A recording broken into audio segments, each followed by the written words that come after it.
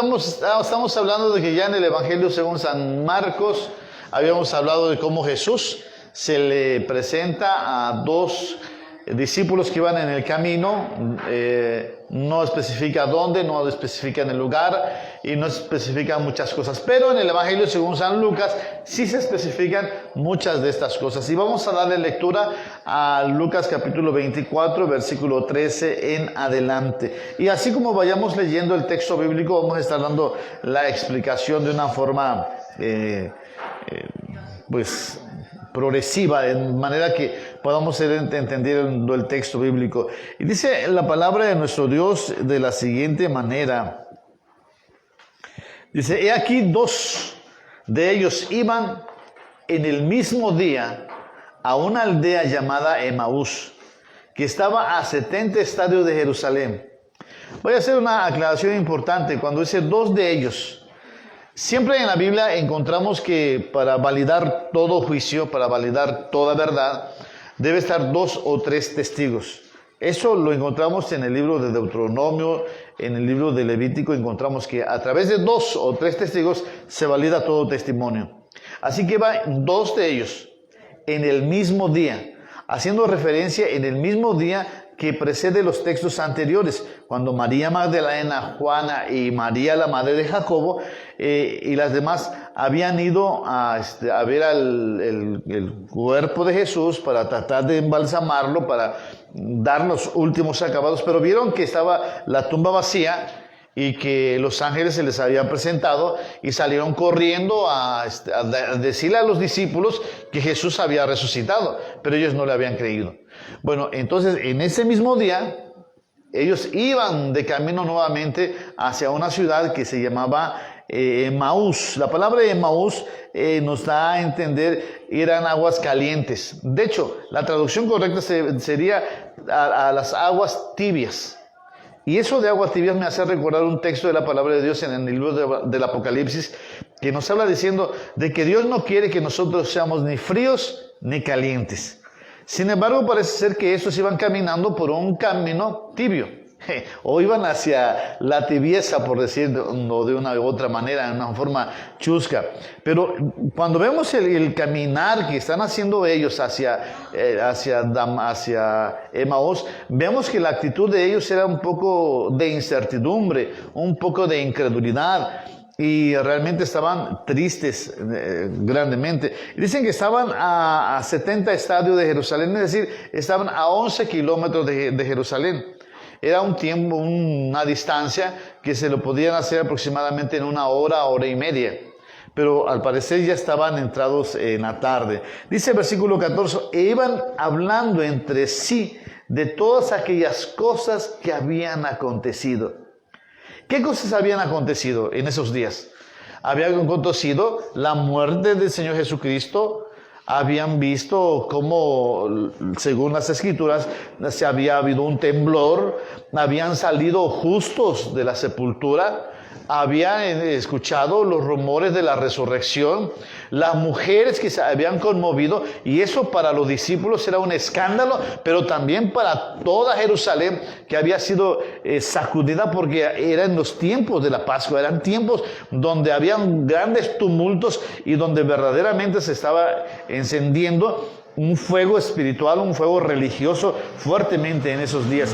Versículo 15 dice, y sucedió que mientras hablaban y discutían entre sí, Jesús mismo se acercó y caminaba con ellos. Mas los ojos de ellos estaban vedados para que no le conociesen. Fíjate qué interesante este asunto importante. Porque mientras ellos iban en una acalorada discusión, no sé quién de los dos decía sí, quién de los dos decía no. Dentro de esa acalorada discusión o las refutaciones y los argumentos que daban unos a los otros acerca de los sucesos y acontecimientos que iba, pero conociendo el sentido, como son los judíos, en el sentido religioso, sí estaban llevando a cabo una discusión seria, profunda, con ademanes y con voz fuerte, en términos de amistad, porque eran discípulos de Jesús y ellos tenían a veces ideas contrarias y a veces ideas a favor. Acordémonos cómo los hijos de Zebedeo querían buscar trono, querían buscar reinado, pero los otros se discutían entre sí diciendo, oye, esto no es la forma en que se debe hacer las cosas. Pero bueno, en fin, dice que Jesús estaba en el camino con ellos, pero ellos no le conocían. Estaban sus ojos vedados, estaban sus ojos cerrados, como el siervo de Eliseo. ¿Se acuerdan del siervo de Eliseo? La palabra de Dios dice que el siervo de Eliseo estaba viendo las cosas naturales, estaba viendo el ejército sirio, pero no miraba que atrás de este ejército sirio, alrededor de las montañas y en todo lugar, estaba el ejército de Dios, porque sus ojos estaban cerrados. Y como el siervo de Dios, Eliseo, hizo que los ojos del siervo fueran abiertos y vieron lo que estaba alrededor de ellos. Así también estos discípulos tenían los ojos vedados, porque aún todavía no podían entender ni comprender las grandezas y la misericordia y la bondad de Dios. Dice el versículo 16, mas los ojos de ellos estaban vedados para que no le conociese. Había una razón fundamental, porque dice para que no le conociese. Para que no le conociese. Entonces, este asunto tiene mucho que ver en el sentido de que la razón principal es que la gente que está en el camino, en una forma tibia, no puede conocer ni reconocer a Jesús hasta que hay una entrada directa en el corazón de la persona, una decisión, una disposición de decirle, Señor, yo quiero conocerte, yo quiero estar contigo en todo momento, en cualquier momento. Jesús también, hubo una ocasión en que se le presentó en las playas a los discípulos y dice que no le conocieron, no le reconocían. Es hasta que uno tiene un encuentro con Jesús, un encuentro con el Dios Todopoderoso, que podemos reconocerle y caer a sus pies para decirle, Señor, tú eres el Mesías, tú eres el Santo de Israel, tú eres el verdadero que estás entre nosotros. Vamos a seguir leyendo, dice el versículo 17. Y les dijo, ¿qué pláticas son estas que tenéis entre vosotros mientras camináis? ¿Y por qué estás tristes? Fíjate cómo el apóstol Pablo, el Señor Jesús, plantea, cuando menos, ¿qué pláticas son estas? ¿Qué es lo que platican?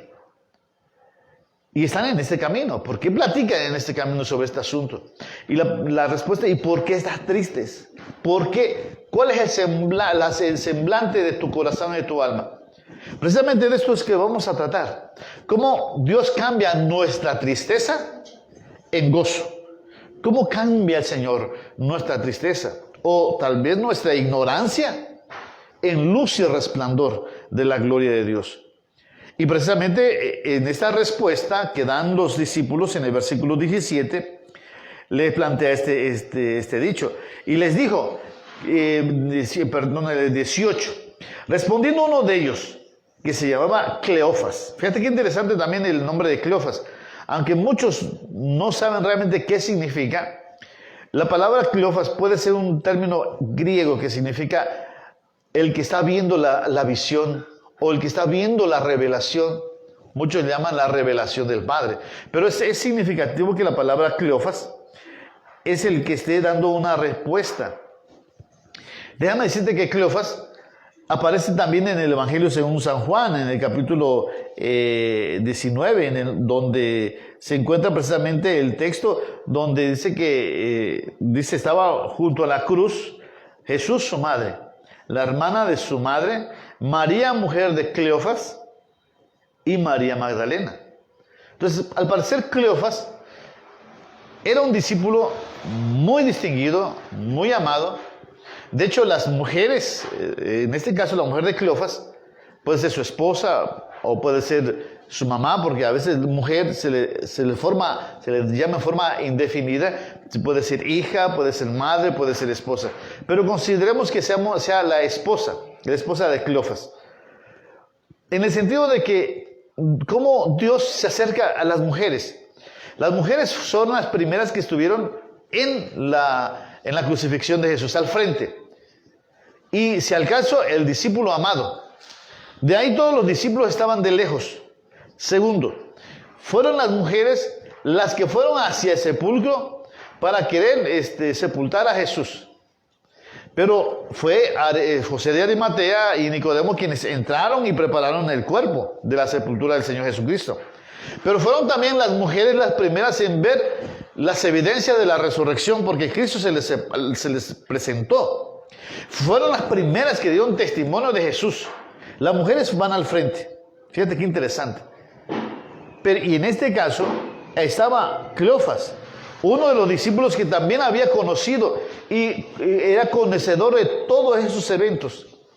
Y le decía, ¿eres tú el único forastero de Jerusalén que no ha sabido las cosas que en ella han acontecido en estos días?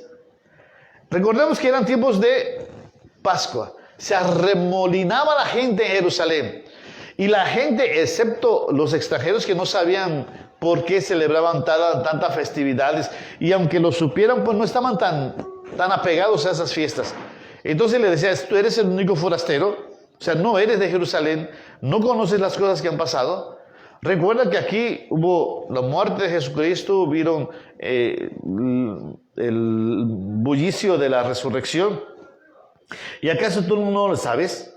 Entonces, Jesús responde en el versículo 19. Entonces les dijo, ¿qué cosas? ¿Qué cosas? Jesús quería saber exactamente cuál era el asunto primordial por el cual el corazón de las personas, el corazón de los caminantes, estaba en gran tristeza, en gran dolor y en gran aflicción. El versículo 19, en Lucas 24, versículo 19, dice de la siguiente manera. Entonces él les dijo, ¿qué cosas? Y ellos dijeron, Jesús Nazareno, que fue varón profeta, poderoso en obras y en palabra delante de Dios y de todo el pueblo. Y cómo le entregaron los principales sacerdotes y nuestros gobernantes a sentencia de muerte y le crucificaron. Pero nosotros esperábamos que Él era el que había de redimir a Israel. Y ahora, además de todo esto, hoy es ya el tercer día en que esto ha acontecido. Aunque también nos ha asombrado unas mujeres de entre nosotros, las que antes del día fueron al sepulcro. Y como no hallaron su cuerpo, vinieron diciendo que también habían visto visión de ángeles, quienes le dijeron que Él vive. Y fueron algunos de los nuestros al sepulcro y hallaron así como las mujeres habían dicho, pero a él no le vieron. Fíjate qué interesante cómo desde el versículo 19 hasta el versículo 24 explica cuáles son las cosas, los sucesos que habían acontecido. Y eso habla de varios aspectos interesantes. Habla sobre el deseo y el anhelo de lo que ellos estaban esperando. ¿Qué esperaban ellos? ¿Qué habían visto? ¿Qué habían acontecido? ¿Y qué es lo que había turbado sus corazones? Dicen, ¿quién era Jesús? Jesús era Jesús Nazareno. Nacer de la ciudad o del pueblo de la raíz. Nazareo significa de la raíz del tronco. Viene de esa frase, de ese concepto hebreo, que él es del tronco de la simiente de David. Él pertenece a Jesús, es precisamente el deseado de las naciones, porque es el tronco que sale, el renuevo que sale. Jesús es el renuevo. Dice, de Jesús Nazareno fue varón profeta. poderoso en obra y en palabra delante de Dios y de todo el pueblo. Ellos decían, Jesús cuando estaba caminando entre nosotros daba evidencia de que era el profeta de Dios, daba evidencia de que era el profeta que había de venir, daba evidencia de que sus palabras eran palabras poderosas, palabras de poder, palabras de gloria, palabras intensas. De hecho, lo demostraba con sus palabras. Cuando le decía al ciego, sé sano, este sanaba. Cuando hacía sus obras prodigiosas, la gente resucitaba. Y déjame decirte, amigo hermano, que también Esteban, cuando estuvo delante de la gente, hablaba sobre Moisés. Y decía allá Esteban en Hebreos, en Hechos 7, en el versículo 52 dice, y respondieron y dijeron, ¿eres tú también Galileo? Escudriña, perdón, estoy en Hechos 7, 22. Y fue enseñado Moisés en toda la sabiduría de los egipcios, y era poderoso en sus palabras y obras. Fíjate qué interesante cómo Moisés era un prototipo de lo que debería ser un profeta. Y Jesús asumía esa responsabilidad, esa actitud, y también era poderoso en obras, poderoso en hechos. Y dice, delante de Dios y de todo el pueblo, Dios lo escuchaba. Y el pueblo también estaba convencido de que este era el profeta verdadero de Dios. Sin embargo, dice, pero también cómo lo entregaron los principales sacerdotes y nuestros gobernantes a sentencia de muerte y lo crucificaron. Entonces entendemos, Dios envió a su profeta Jesús, envió al Mesías, al Salvador, al Redentor, pero fue muerto. Sin embargo, fíjate que llama la atención de todos estos asuntos que estaban vedados, porque en las Escrituras estaba de que Jesús tenía que padecer de esa manera, pero ellos hasta ese momento estaban cerrados, sus ojos estaban sellados, no podían entender por qué el Mesías tenía que morir. Versículo 21 decía, pero nosotros esperábamos que Él era el que había de redimir a Israel. ¿Qué esperaban ellos? Redención. ¿Pero redención de qué tipo? ¿De qué área? Querían redimirlo de sus problemas políticos. ¿Por qué? Porque Roma, el imperio romano, los estaba oprimiendo, los estaba atacando. Y ellos esperaban que Jesús saliera con una espada y liderara un ejército y empezara a echar afuera a todos los romanos. ¿Cuántas veces nosotros tenemos una idea equivocada de Jesús? De que cuando Jesús viniese a nuestra vida, nos va a quitar de problemas económicos, nos va a quitar de problemas de salud, nos va a quitar problemas morales, nos va a quitar de nuestros enemigos, de nuestros adversarios. Y tenemos ese concepto de Jesús. Y cuando nos acercamos a Jesús y vemos que no pasan esas cosas, entonces nuestra fe se debilita. Pero si a mí me dijeron, yo sabía que Jesús era el libertador, yo sabía que me iba a libertar de esto, libertad de aquello. Hasta cierto punto estamos como los que están en el camino de Emaús. Tenemos un conocimiento, pero todavía ese conocimiento es incierto. No ha llegado a lo profundo de nuestro corazón, nos ha revelado la evidencia y la presencia de nuestro Dios, ni nos ha descubierto la verdad de las Escrituras. Porque las Escrituras dicen que Jesús venía a redimir a Israel de sus pecados. Y eso está constantemente en los evangelios. Jesús lo que quiere es atacar el centro del corazón humano. Desea atacar la profundidad del alma humana. Por cuanto todos pecaron, están destituidos de la gloria de Dios. Nosotros pensábamos que nos iba a redimir Israel, que íbamos a tener grandes cosechas, que íbamos a tener grandes autos, grandes lujos. Pero ahora nuestro Mesías ha muerto. Ese era el planteamiento que estaban diciendo. Mira, y todavía sigue diciendo, versículo 22. Aunque también nos ha asombrado unas mujeres de entre nosotros, de las que antes del día fueron al sepulcro. ¿Y cómo no hallaron su cuerpo? Vinieron diciendo que también habían visto visión de ángeles a quienes dijeron que él vive. Fíjate qué interesante. Aquí están las mujeres que habían visto a Jesús crucificado. Habían llevado el cuerpo de Jesús al sepulcro y lo habían visto dónde había sido el sepulcro y dónde estaba Jesús. Y ahora iban al tercer día, porque ahora este es el tercer día. Ya ha terminado el tercer, ya era tarde de noche. Ya iban a entrar al cuarto día. Acordémonos que Lázaro tenía 4 días en el sepulcro. Y que del sepulcro Jesús dijo, Lázaro, ven fuera. Y salió. Y en ese momento estaban en el tercer día, ya entrando al cuarto día. Y dice, y ahora ya es el tercer día, dice. Y han visto ellas visiones de ángeles. Los ángeles se le han aparecido diciendo a ellas que no está muerto, sino que él vive. Así que tremendas palabras que estaban escuchando ellos, pero aún así estaban con una incredulidad en sus ojos diciendo, él vive. ¿A quiénes se les manifiesta Dios? A sus discípulos. Aquellos discípulos que están en la búsqueda de la verdad. Y la Biblia dice que Jesús es el camino, la verdad y la vida. Entonces ellos estaban con esa incertidumbre. Dice el versículo 24, y fueron algunas de los nuestros al sepulcro. Es decir, fueron a verificar si lo que las mujeres decían era verdad o no lo era.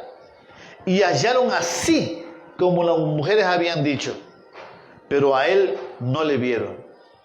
Entonces, ellos estaban esperando a ver si sucedía el mismo evento que les había sucedido a las mujeres. Quieren ir al sepulcro, verificar las cosas y después de eso salir y ver ángeles. Pero no vieron ángeles. No vieron a Cristo. Entonces ellos también se desilusionaron. Déjame decirte, amigo hermano, que las palabras del Evangelio no es una fórmula mágica. No porque a alguno le haya funcionado exactamente, que a alguno haciendo algo, a ti te va a pasar exactamente lo mismo. Déjame decirte que Dios trata a todos de manera diferente. Dios trata a todos porque todos tenemos un corazón diferente. Uno lo tiene más duro, otro lo tiene más suave, otro lo tiene más limpio, otro lo tiene más oscuro, lleno de contaminación y de pecado. ¿Cuál va a ser el encuentro de Dios contigo en ese caminar? ¿Cómo está tu corazón delante de Dios? Si tu corazón todavía no está puro, dice, bienaventurados los de limpio corazón, porque ellos verán a Dios. Entonces, tenemos que tener un corazón dispuesto para tener un encuentro con Jesús. Estos que estaban aquí, aunque Jesús estaba a su lado, ellos no lo miraban, no lo conocían, todavía sus ojos estaban velados. Necesitaban un impacto poderoso para que ellos pudieran reconocer y conocer quién era Jesús. Vamos a leer el versículo 25 y hasta terminar el texto. Dice, y entonces les dijo, oh insensatos y tardos de corazón, para creer todo lo que los profetas han dicho. ¿No era necesario que el Cristo padeciera estas cosas y que entrara en su gloria? Y comenzando desde Moisés y siguiendo por todos los profetas, les declaraba en todas las escrituras lo que de él decía. Fíjate, vamos a interactuar algo con respecto a este asunto. Dice el versículo 25, oh insensatos y tardos de corazón. Fíjate que eso no es muy difícil para entender en el pueblo de Israel. Y no solamente para el pueblo de Israel, sino también para nosotros. Moisés les decía, ustedes son tercos, son testarudos, son personas de dureza de corazón, son personas con una cerviz muy, muy tiesa. Y a veces nosotros, los que no somos judíos, también somos así. Somos tercos, testarudos, tardos de corazón para creer todo lo que nos han dicho. Hace varios años, en una casa donde nos invitaron, donde una señora anciana estaba a punto de morir, nos invitaron y oramos por ella.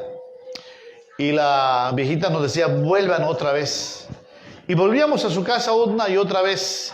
Y ella decía que cada vez que íbamos, su corazón se alegraba, su corazón se regocijaba.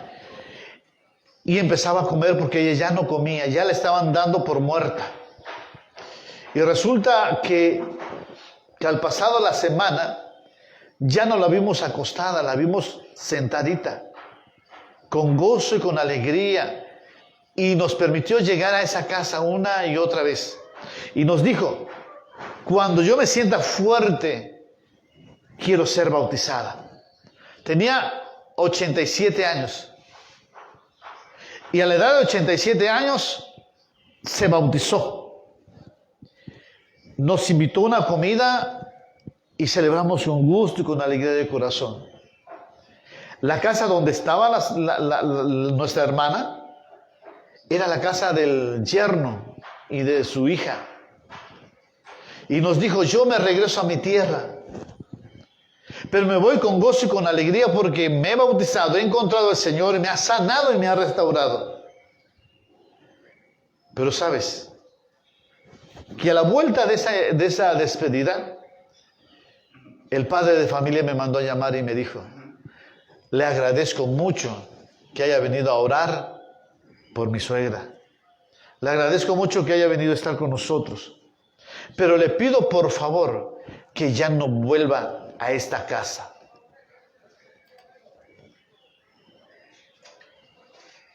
Porque nosotros somos de otra religión. Y no queremos saber nada. Qué triste. Habían visto la gloria de Dios. Habían visto cómo la persona había salido de muerte a vida. Y Dios había restaurado su presencia, su vida, su cuerpo. Pero en este momento ellos decían, no queremos saber nada. Así está la humanidad. Se guía por tradiciones, se guía por conceptos, se guía por ideas. Pero aunque ven la gloria de Dios, aunque ven el poder de Dios manifiesto en su vida, no están dispuestos a ceder. Porque primero es que así me lo dijo mi papá, así me lo dijo mi mamá, así me dicen las tradiciones, y aunque yo vea el poder de Dios, pues no voy a creer en ello. Qué triste y lamentable es. Y dice, para creer todo lo que los profetas habían dicho, en la palabra de Dios encontramos la verdad, y en ella encontramos cuántas veces Jesús nos había mencionado. Dice, no era necesario que el Cristo padeciera estas cosas y que entrara en su gloria. Fíjate cómo la palabra del Señor les habla una y otra vez a los discípulos de Jesús a través de las Escrituras. Y a nosotros cuando leemos las Escrituras, si leemos el Salmo 22 encontramos una descripción de cómo Jesús iba a ser maltratado, crucificado, adolorido. En fin, qué tremendo esa situación. Ezequiel capítulo 13, por ejemplo.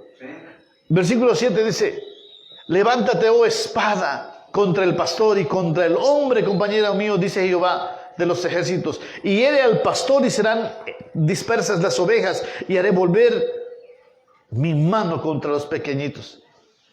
Ya estaba dicho, ya estaba hecho.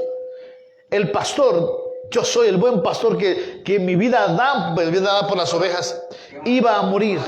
¿Para qué? Para que después trajera así a todos.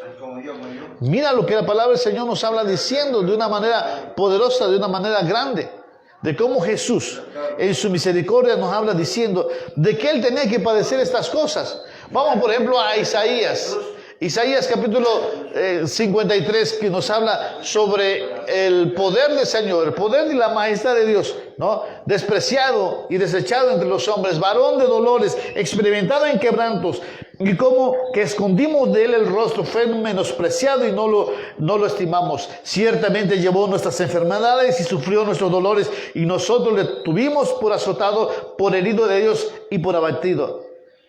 Y eso podemos seguir leyendo en Isaías 53, versículo 3, 4 en adelante. Jesucristo tenía que padecer estas cosas y entrar a su gloria, porque el Señor decía, por un momento no me verán, pero yo voy al Padre. Padre, en la gloria que yo tenía, yo quiero estar otra vez en esa gloria. Y Jesús tuvo que entrar en esa gloria. Y dice que comenzando desde Moisés y siguiendo por todos los profetas, les declaraba todas las escrituras de lo que él decía.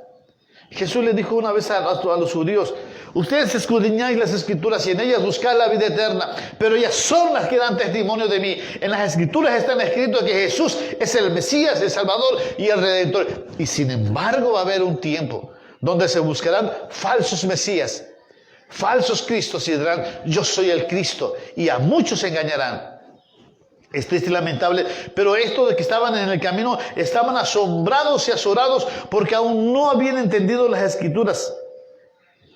Y Jesús les decía: las escrituras señalan claramente mi persona, los hechos y sucesos que han pasado y sucedido, de que así había de pasar conmigo.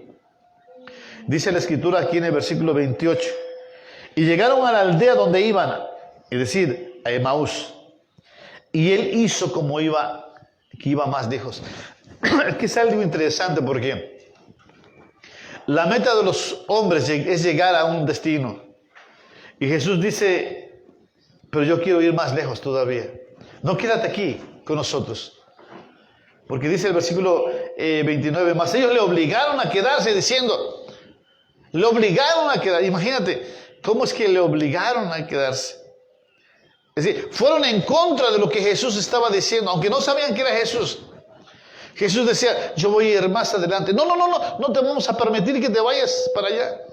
Porque las palabras que tú estás diciendo nos están llenando, nos están confortando, como que están nuestros corazones teniendo revelación en nuestro corazón. Este Jesús al que tú estás hablando, pues sí es similar al que nosotros vimos y conocimos en carne. Y la verdad que tus palabras nos llenan. Quédate con nosotros, sigue platicando con nosotros, no te vayas. Lo obligaron a quedarse con él. Está como Pablo cuando visitó las provincias de Asia, y una mujer llamada la vendedora de púrpura, dice que obligó a Pablo a quedarse en su casa. Si en verdad sois digna, quedaos en mi casa. Como aquel varón llamado Jacob que luchó, que peleó con el ángel. No te voy a dejar hasta que no me bendigas. No te voy a dejar que... Esa hambre y esa sed deseamos, necesitamos nosotros decirle a Jesús: no te vayas, quédate con nosotros. Síguenos hablando tus palabras. Síguenos hablando, revelándonos más de ti. Necesitamos de ti. Oblígalo al Señor Jesús a que quede en tu casa. Oblígalo a decir: Señor, necesito de tu gracia, necesito de tu bondad. Tus palabras me llenan. Tus palabras son vida, salvación, redención. Quédate con nosotros, quédate con nosotros. Y dice la escritura: y aconteció que estando sentados con ellos a la mesa, tomó el pan y lo bendijo. Y les dio, lo partió y les dijo, y les dio. Entonces les fueron abiertos los ojos y le reconocieron, mas él desapareció de su vista. ¿En qué momento Jesús se les revela? En el momento del partimiento del pan. Por eso nosotros como cristianos necesitamos tomar la cena del Señor, el pan y el vino, para que nuestros ojos sean revelados y nosotros podamos entrar en su carne y en su sangre, porque las escrituras lo dicen. En forma espiritual nosotros entendemos que su espíritu se une a nuestro espíritu para que seamos uno solo. Así lo dice la escritura: el que se une al Señor, un espíritu es con él. Y en ese momento, cuando nosotros nos unimos en ese cuerpo místico, en la oración, no solamente en la oración, no solamente en esas áreas de hacer su voluntad, sino en el tomar el pan y el vino, en ese momento nosotros nos hacemos uno con el Señor. Y entonces dice: y sus ojos fueron abiertos y le reconocieron. Maestro, Jesús, como las mujeres que fue al sepulcro y lloraba, y se le apareció Jesús y le dijo, pensando que era el que cuidaba el huerto, el hortaleno, le dijo: Señor, si tú le has puesto en otro lugar, dímelo por favor, yo lo voy a cuidar, yo lo voy a... Y entonces Jesús le dice: María, y por la voz lo reconoce y dice: Maestro.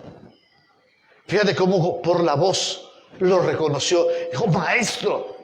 Hay gente que las escrituras dicen: mis ovejas oirán mi voz y reconocerán que yo soy.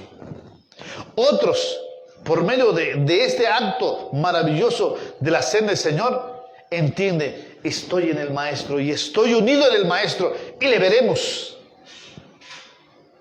Aunque a María le dijo, no me toques todavía, no he subido al Padre, pero ve y dile a mis hermanos que vayan rumbo a Galilea, ahí los esperaré. Y en este caso no les indicó nada, absolutamente. Sin embargo, reconocieron que Jesús, mas él desapareció de su vista. Desapareció de su vista, pero todavía iba con ellos. Tal vez no lo miraban a la vista, pero reconocían, el Maestro estuvo con nosotros, está con nosotros. Y entonces su tristeza, su ser, se transformó. Versículo 32 dice, y se decían el uno al otro, no ardía nuestro corazón en nosotros mientras nos hablaba en el camino y cuando nos abría las Escrituras. Fíjate qué interesante lo que hace Jesús. En el camino, donde tal vez hay un camino de tibieza, Dios viene a calentarte, Dios viene a encenderte el fuego. Porque iba en el camino de Emaús, Emaús significa aguas tibias. Sin embargo, en el camino fueron encontrados por Jesús el Maestro. Y en ese momento, dicen las Escrituras, que cuando les hablaba las Escrituras, su corazón ardía en el camino. Se encendía, se hacía un fuego intenso. Oh Señor, derrama un fuego intenso en nuestros corazones, para que al escucharte, Señor, nosotros podamos avanzar y salir no solamente de un camino tibio, sino de un camino ardiente, estar en el camino, la verdad y la vida que es tu Jesús. Y dice, y cuando nos abría las Escrituras, es que las Escrituras cuando se abren y hablan de Jesucristo, toman dimensiones que nosotros no podemos entender. Solamente por el Espíritu del Señor podemos entender que esa palabra vive en nuestra vida y en nuestro corazón y hace el efecto, como dice el profeta Isaías, que Dios envía su palabra y hace lo que quiere y regresa otra vez a Él haciendo la voluntad del Padre. Toma la palabra de Dios, que Jesús te está hablando, que Jesús te está diciendo, es tiempo de levantarte de la tibieza, de levantarte de la tristeza y que tu tristeza se convierta en gozo, que tu tibieza se convierte en un calor ferviente en adoración a Dios. El Evangelio según San Lucas nos habla de final, ya finalizando todo este asunto. Dice la palabra del Señor así. Estamos en el versículo 33. Lucas 24, 33. Dice así. Y levantándose en la misma hora, volvieron a Jerusalén y hallaron a los 11 reunidos y a los que estaban con ellos. Y que decían, ha resucitado el Señor verdaderamente y ha aparecido a Simón. Entonces ellos contaban cómo que les había acontecido en el camino y cómo le habían reconocido al partir del pan. Fíjate qué interesante. Después de ir por el camino hacia Emaús y estar en Emaús, regresaron a Jerusalén, donde Jesús les decía, no se aparten de Jerusalén, quedaos en Jerusalén. Habían recibido la información de Dios. Habían recibido la información de Jesucristo. Habían recibido la información del Espíritu Santo. Y decían, tenemos Redentor. Mira, la palabra del Señor nos habla diciendo que ellos fueron y dieron testimonio, dice el versículo 32. Y decían, ha resucitado el Señor verdaderamente y ha aparecido a Simón.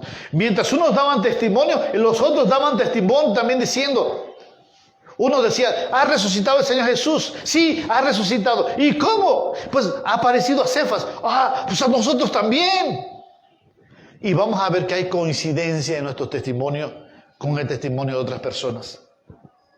No estamos solos.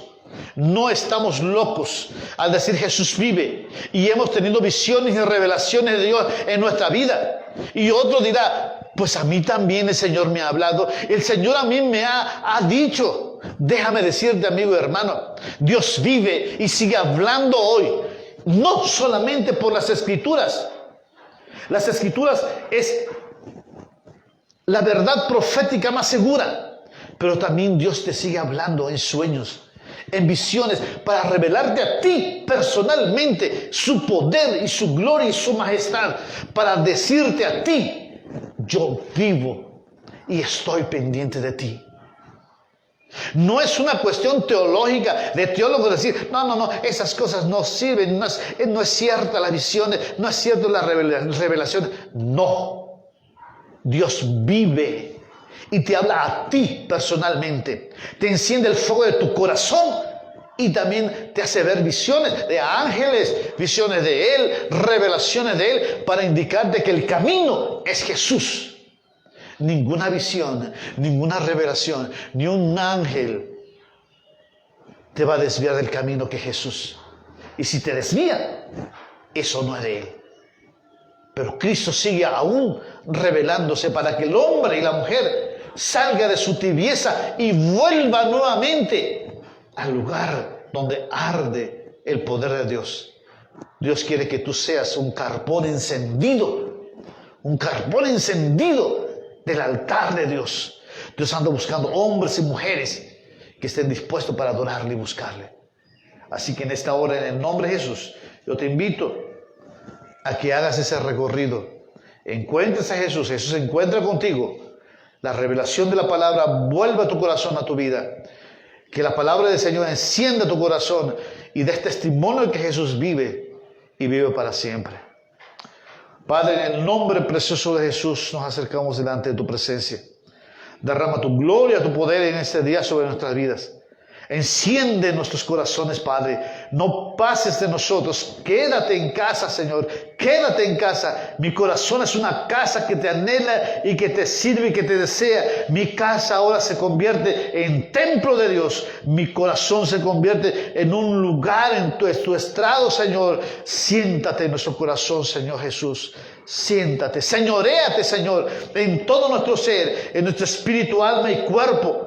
Para tu gloria, Señor Jesús, enciende nuestros corazones y permítenos dar testimonio de que tú vives, de que tú reinas, de que tú sigues siendo el mismo de ayer. Tú eres Jesucristo, el mismo de ayer, de hoy y por los siglos. Y sigues viviendo, Padre. Que a pesar de que hubo un momento en la crucifixión, hubo un momento en la sepultura, pero también hubo un momento en la resurrección. Y ahora vives y vives para siempre. Vive en nuestro corazón. En el nombre precioso de Jesús. Dile ahí donde tú estás, Señor Jesús. Toma mi corazón. Mi corazón quiere arder. Enciéndelo con tu palabra. Enciéndelo con tu espíritu. Enciéndelo con el fuego de tu amor. Y que todo aquello que no sea bueno, todo aquello que sea hojarasca, todo aquello que sea basura, sea quemado y echado fuera en el nombre precioso de Jesús. En tus manos está mi vida, Señor. No pases de mí. Quédate conmigo. Quédate conmigo. Anhelo más de ti y de tu presencia. En el nombre precioso de Jesucristo, nuestro Señor y Salvador, nuestro Redentor. Amén.